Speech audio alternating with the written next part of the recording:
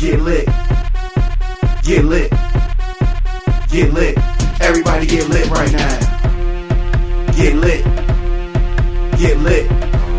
So the Republicans get together and have a debate. They have a Trumpless debate. Now, I, for one, thought that it was better without Trump. I thought that it was more interesting without Trump. You got to actually hear these people talk. So Trump skips the debate. This is the first of the 2024 Republican primary debates. 8 of his primary rivals, most of them men, most of them wear the same kind of tie that he would have worn. And they had the battle of what I'm calling the vice presidents. I mean, that's what was happening, right? They're fighting to see who's going to be the runner-up. With the exception of 2, maybe 2.5, 2 and a possible, they're making excuses for him. Vivek Ramaswamy, 38 years old, youngest person on the stage. He's an entrepreneur, first-time candidate. He recently voted for the first time. He was center stage, and he took a lot of the incoming. He took a lot of the fire from everybody else. He's kind of annoying. Ron DeSantis was at center stage. Supposed to be in the second slot behind Trump. He's way behind Trump. He was central for most of the night. However, Ramaswamy received a lot of the incoming like he was the number 2. And we talk about Trump not being there. We talk about this being a Trumpless debate. But Vivek Ramaswamy channeled the inner Trump. Channeled. He clashed with Mike Pence over his experience. Clashed with former South Carolina Governor Nikki Haley over foreign policy, his lack of foreign policy knowledge, his lack of foreign policy experience. All these things are true. Clashed with former New Jersey Governor Chris Christie over Trump, things that Vivek has said about Trump, and other things. But what was interesting is that because Vivek Ramaswamy has positioned himself as the defender of Trump, he does a better job defending Trump than Trump's kids. Trump's kids probably don't even want to defend him. Probably don't want to defend Trump. Anyway, Ramaswamy was at times a stand-in for Donald Trump. So Donald Trump, of course, was not there, but he is turning himself into the Fulton County jail today as he faces election subversion charges. Now, so there were fireworks, there were some fisticuffs, hypothetically speaking, not actual fighting, but there was definitely enough fireworks to go around. 2 hours, 2-hour showdown, a 2-hour competition, a real debate, felt like a debate. But the debate did have the feel of the undercard. It had the feel of the prelims. Trump still has a massive lead in the polls. And you may say to yourself, where is the results of these polls coming from? Where are the people pulled from? Right? Likely Republican voters is what they always say. Likely primary voters is what they normally say.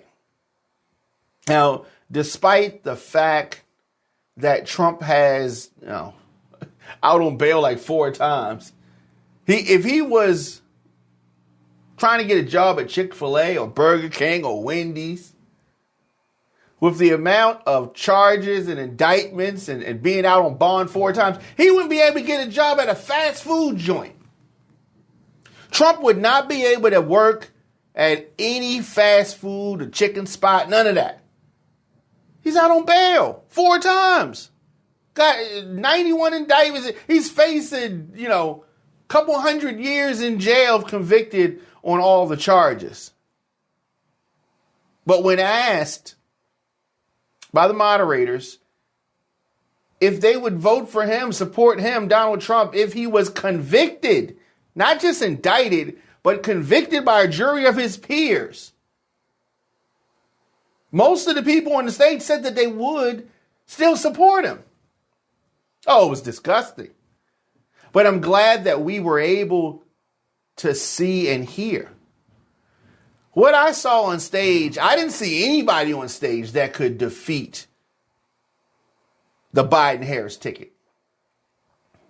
Because yes, in the primary, oh yeah, y'all doing your thing. Y'all feeling yourselves. But this is the mistake. This is the biggest mistake and the false sense of hope that Donald Trump had in 2020. Yes, in the echo chamber of the Republican base, sounds good. Seems like everybody's voting for you. Seems it's all good.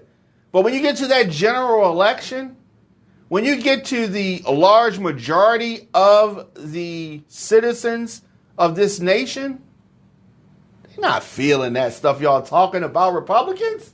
They're not feeling y'all.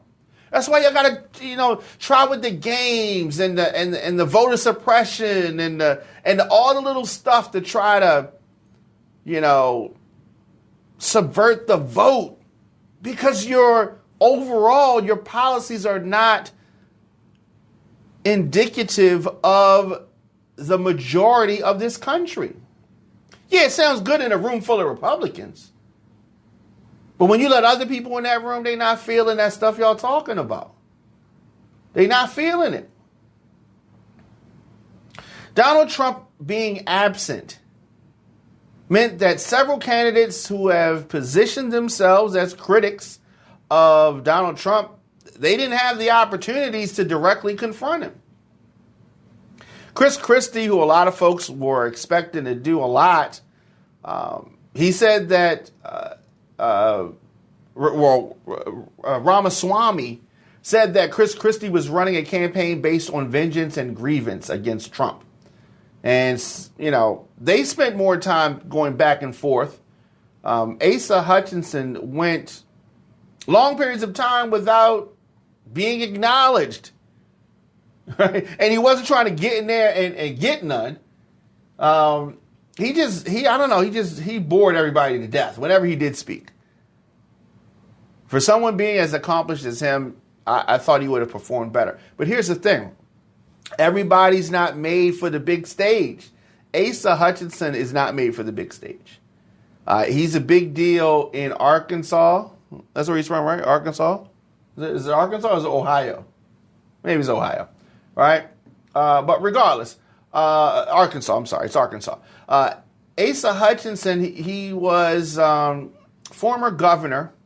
And I think that, statewide, he did his thing, right? But national politics, people are not checking for him. He does not command respect. And speaking of commanding respect, former, I guess, is he still the governor? I guess North Dakota Governor Doug Burgum. Most people thought he wasn't going to participate. He had some kind of an injury before the debate, yet he was on the stage. He was taken to a Milwaukee emergency room after suffering a high-grade tear in his Achilles tendon. But he was up there.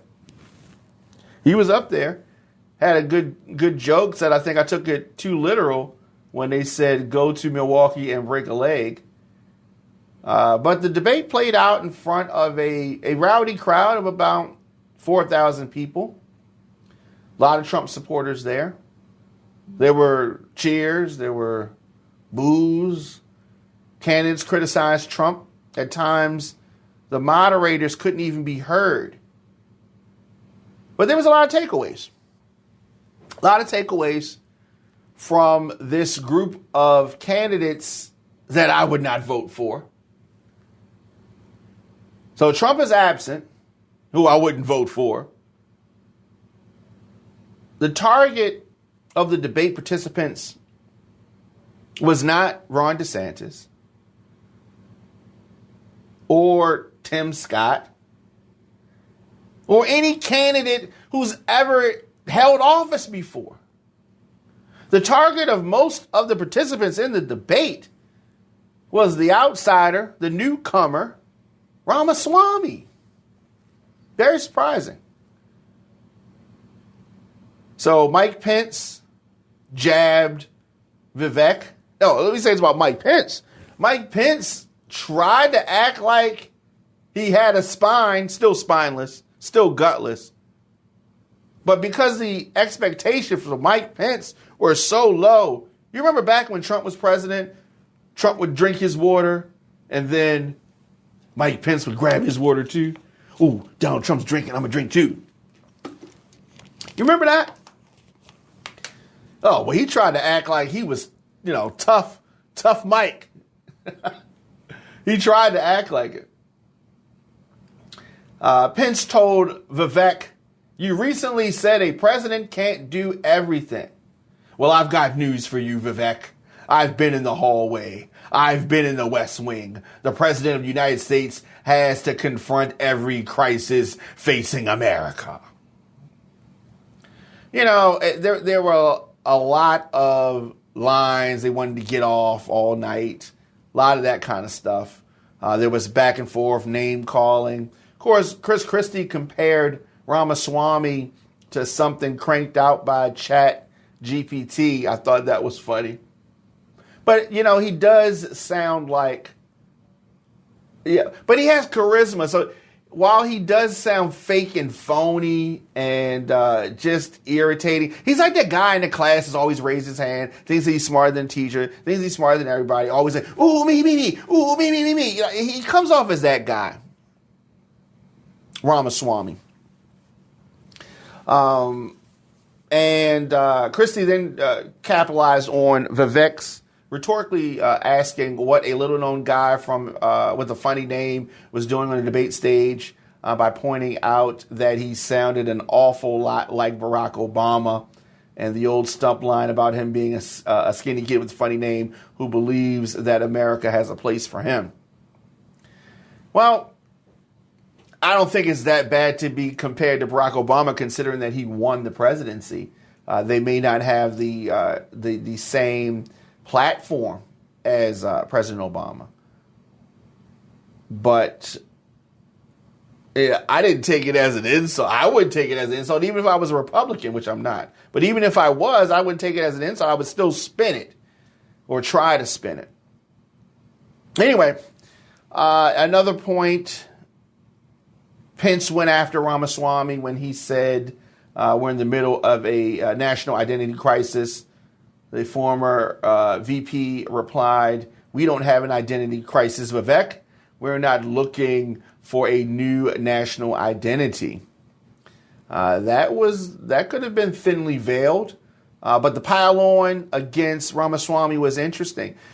He was way lower in the polls, way lower in expectations than the participants in this debate acted like. He's new to politics, but they were coming for him. Yes, and he has had some visibility as of late. They were trying to put an end to any momentum that he may have been enjoying. Ron DeSantis of Florida, the expectation was there that he was going to be the focal point of the debate, but he was not. He seemed uncomfortable. I was talking with someone on Twitter right after the debate ended, and they pointed out that he seemed awkward and uncomfortable. I have to agree with that. He certainly did not speak the most. Though his campaign suggested his Republican opponents would have their knives out for DeSantis, they was not really checking for him. He didn't receive a lot of attacks, and he's probably comfortable with that. There was one key moment when the candidates were asked to raise their hands if they would support Trump if he was convicted in a court of law. DeSantis peeked around the stage, kind of to look to see how everybody else had responded before he half-heartedly put up his right hand. Talk about somebody that's not comfortable in their own skin. Talk about somebody who's not ready for prime time. That is Governor DeSantis. Ron DeSantis is not, he's not, I don't know. If this is the best that you got, I think that Joe Biden would mop the floor with him. DeSantis largely leaned on rehearsed lines familiar to anyone who's heard him speak in the last few months. Stuff that he's done on the campaign trail. He opened the debate by declaring, "Our country is in decline and we need to send Joe Biden back to his basement." Blah, blah, blah, blah, blah. He also joked about Hunter Biden's paintings and all of these regular punchlines that he says when he, is out campaigning. We've heard all this stuff before. He said under the DeSantis administration, people who cross into the United States illegally would end up stone cold dead. I mean, boring. At times, they attempted to move DeSantis off his practice remarks. DeSantis touted his record on crime by declaring it was at a 50-year low. Brett Baer interjected that crime was up in Miami.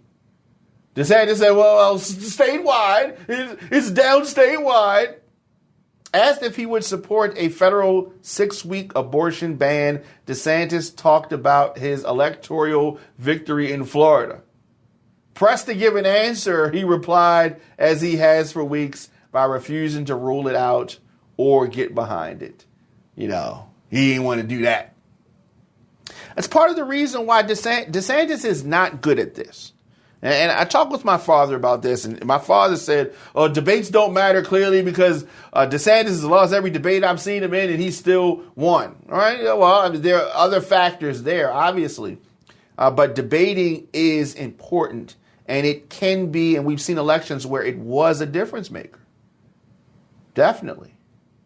So, of course, DeSantis leaned on his military service and the cultural clashes that he's had and his COVID-19 policies, all of these things that have made him a Republican star. And ultimately, I think they're things that are going to hurt him. Chris Christie did not have any breakout moments.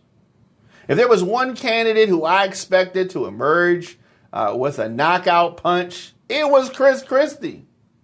8 years ago, he humbled Marco Rubio during the final debate before the New Hampshire primary by pointing out the Florida senator's habit of repeating lines. Now, Rubio won more votes than Christie, coming in fifth to Christie's sixth. But Marco Rubio struggled to shed the reputation for being robotic. And Chris Christie seemed ready to give Ramaswamy the same treatment, but Chris Christie's chat GPT line was, I don't know, it was it wasn't original, I guess. I mean, he hasn't said it before, but I don't know. He failed to trip him up. Instead, Ramaswamy went on the attack against him over his criticism of Donald Trump. Now, I did like that Chris Christie, when asked if he would support Trump if he's convicted of a crime, Christie said that the party needs to stop normalizing this conduct, and that drew boos from the crowd. I told you that it was a pro-Trump crowd.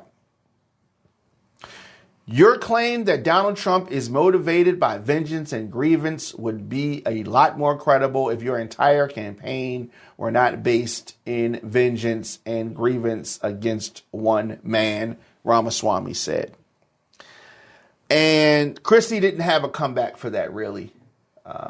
He did not. And so Christie's attempt to attack the former president's top defender on stage was definitely met with more vitriol from the crowd. They did not like folks attacking Trump. I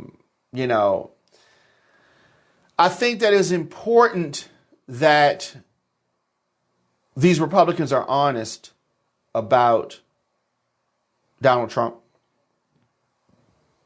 Honest about the fact that their party seems to be on a path to nominate someone who cannot win in the general election. Now listen, I am fine with that. I'm not a Republican. I'm fine with that.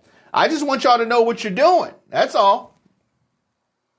Abortion was a topic that definitely drew some distinctions from the candidates. Some supported a 15-week abortion ban. Some said that they were against efforts to pass a nationwide ban. Republicans are going to always lie about this. Democrats want abortion on demand and abortion up until the time of birth. In the instance of the life of the mother, that's the only time that folks are talking about late-term abortions, if it's going to end the life of the mother. And these are rare instances, and this is not something that folks want to do. So it's been more than a year since the Supreme Court overturned Roe versus Wade. The abortion policy is a very tricky issue for Republican candidates. It is something that definitely trips them up.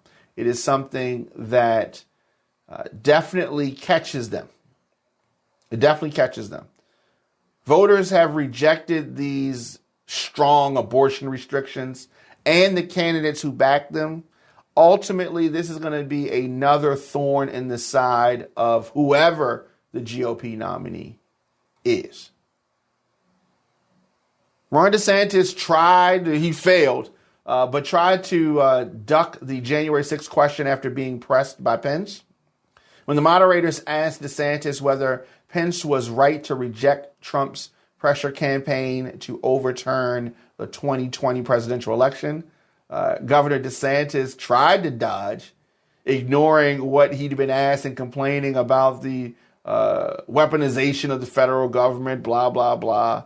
But Pence dug in, put DeSantis on the spot. Mike Pence had a decent night. Now, the expectations for Pence were very low. But where has this Pence been all the last 5 years? Now, I think that Pence might be more unpopular than Christie in the Republican Party. He might be. So Mike did his duty. I got no beef with him, DeSantis said, trying to move on. But the moment illustrated how cautious the Florida governor is of alienating Trump's base. All of them are very conscientious of that. Chris Christie, though, mocked DeSantis' answer, calling it a pre-canned speech. He said that Pence deserves not grudging credit. He deserves our thanks as Americans. I don't like 99% of what Mike Pence says, but that one day he did his thing. Speaking of doing their thing, Nikki Haley, she had some breakout moments. I wasn't expecting much from Nikki Haley, to be honest with you. But the former South Carolina governor and the U.S. ambassador to the United Nations under Trump came to the stage with a vengeance. And she tried to really direct her messages more towards the general electorate, more so than her rivals. She was focused. She seemed like the adult in the room. She has a different stance on the federal abortion ban. Obviously, being a woman gives her a different perspective. She talked about the reality of the Senate's 60 vote threshold to break the filibuster, and the need for a House majority means consensus is the thing that's necessary on this issue. She also said that contraception should be available to all women. She was the first to criticize Trump by name. She pointed out the rising spending during his presidency. She pointed out the fact that he spent more money over those 4 years than any president before him. All the presidencies combined, all the years combined, from Washington up until Obama. The Trump presidency spent more in those 4 years than from Washington to Obama combined. So I was glad to hear her criticize Trump by name. Haley called her former boss the most disliked politician in America, and she's right. Now, of course, you go in the echo chamber, there are people that like him, but he is the most disliked, she said. We cannot win a general election that way. And she's right. She bashed Ramaswamy during an exchange over Russia. Haley defended the United States' support of Ukraine. She said that you have no foreign policy experience, and it shows. It was a very animated exchange, definitely a highlight of the evening. Now, the opposite of the highlights, low lights. Tim Scott, low light. Most people probably forgot he was even there. He tried to kill him with kindness and sing stuff. He thought he was trying to preach. And very, very disappointing. Scott, when he did get a chance to weigh in on southern border and illegal immigration and fentanyl, he offered a long answer about how important and easy it would be to finish Trump's border wall. As the next president of the United States, I will make that border wall complete, Tim Scott said, extending each word in the concluding sentence. He paused for applause. There was none. Yeah, he's definitely a disappointment. And, I thought that Tim Scott would have done better. But I think he's going to be out of the race soon. There's no chance for him winning. There's no chance for him getting far. Would Trump make him the VP in a ticket? Yeah, it's possible, I suppose. But Tim Scott, it just shows his nature. He's so ingenuine. He's phony. He's just, I don't like him. I don't like him. And I understand a lot of Republicans like him, but as a black man, he's very Mike Pence-like. Let me say that. He's very, very Mike Pence-like. And that is not a good thing. And so who won the debate? Who won this first debate? Ron DeSantis was a non-factor as the Republicans piled on Vivek Ramaswamy. The debate may have reset things a bit, but I don't know. Ron DeSantis really faded into the crowd, and I think that he liked it like that. He was largely ignored. Mike Pence, Nikki Haley, Chris Christie, they all tangled with Vivek Ramaswamy. Ramaswamy seemed like the star. Ron DeSantis' campaign is floundering.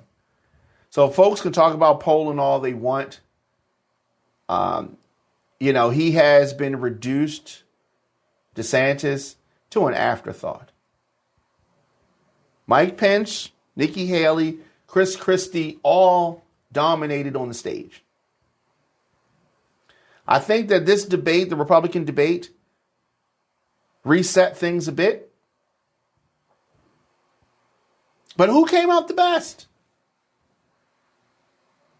Who had the worst night? Ramaswamy took all the hits. Well, almost all of them. I think for a new candidate, the youngest candidate, the only politician, and you know, most newcomers, most outsiders don't like to be called politicians, but you're running for a job in politics, you are a politician. He got everything that you could ask for. He got attention. He got the opportunity to reinforce the idea for the party's establishment. He got a lot of things. He did a lot. For those Republicans who had not seen clips of him on social media or on TV, you got a chance to see who he was tonight. Now, the fact that all the knives were out for him from the other candidates, it shows that he was not just an annoyance, but a real threat. And the other candidates were trying to break them off a piece. Now, Ron DeSantis, his team, for what it's worth, was actually happy that he's not the one that was under fire. They were happy about that. So, Mike Pence had a good night. Mike Pence had a really good night considering he has struggled to break out from the pack. There was a one-on-one interview with Tucker Carlson over the summer that he was eviscerated, Mike Pence was, by Tucker. And he showed more than a little bit of fight with Ramaswamy. I didn't know Mike Pence had it in him. Now, like I said, the bar is set low for him. But he did distinguish himself clearly as an articulated foreign policy professional, talking about the Russia's invasion of Ukraine. He tried to court traditional conservatives, reminded folks of his Christian faith and quoting from the Bible. Very interesting. Asa Hutchinson, we're going to talk to the bottom of the tier for a minute. Asa Hutchinson, Doug Burgum did not have any breakthrough moments, and they desperately needed them. Now, the next debate rules, the polling thresholds are even higher. We're probably not going to see them on stage anymore. Tim Scott did not make enough of a case for himself as a religious conservative. We're probably not going to see him on any more stages. DeSantis had a interesting night. Interesting. I just don't think that he stood out enough. So all in all, surprisingly, this was a great night for Trump. This was a great night for Joe Biden. Most Republicans on the stage said that they would support Trump in a general election even if he was convicted. A felon. Most felons can't vote. But these politicians on the stage, most of them said that they would support Trump. And that's good news for Joe Biden. Several of them spoke in favor of a national abortion ban. That's good for Biden. Those issues play in the GOP primary,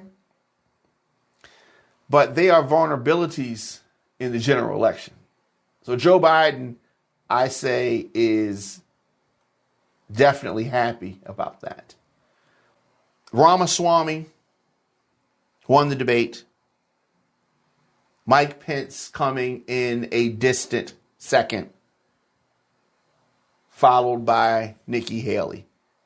Those are the top three for me. Big surprise. Big surprise. But it was interesting. It was interesting. I think that Trump not being there was a good thing. Trump not being at the debate was a good thing. We got to see and hear these candidates, as reprehensible as they are. We got to see and hear from them. Another good thing. Another good thing.